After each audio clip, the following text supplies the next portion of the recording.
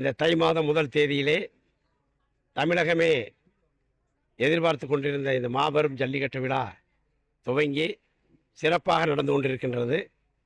கடந்த ஆண்டை விட இந்த ஆண்டு வாடிவாசல் சிறப்பாக அமைத்து மாடுபிடி வீரர்களுக்கும் மாட்டுக்கும் வசதியாக அமைத்திருக்கிறார்கள்.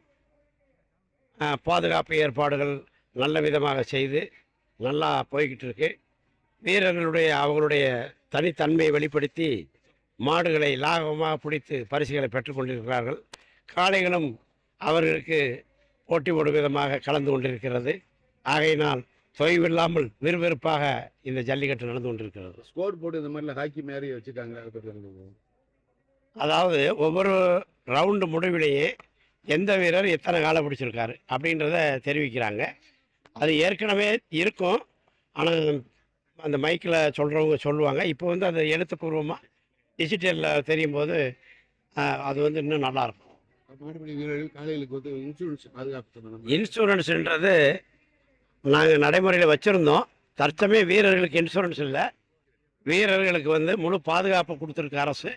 அசம்பாவிதங்கள் ஏதாவது ஏற்பட்டு உயிரிழப்பு ஏற்பட்டால் தமிழக முதல்வர் நிவாரண நிதியிலிருந்து கடந்த நிகழ்வுகள்லாம் உயிரிழப்புகளுக்கு நிவாரணம் கொடுக்குறாங்க. முதல்வர் நிவாரண நிதியிலிருந்து தமிழக முதலமைச்சர் ஐயா முதல்வர் ஸ்டாலின் வந்ததிலிருந்து 2022 ஜல்லிக்கட்டிலிருந்து தொடர்ந்து உயிரிழந்த வீரர்களுக்கு இழப்பு தொகை நிவாரணம் வழங்குறாங்க.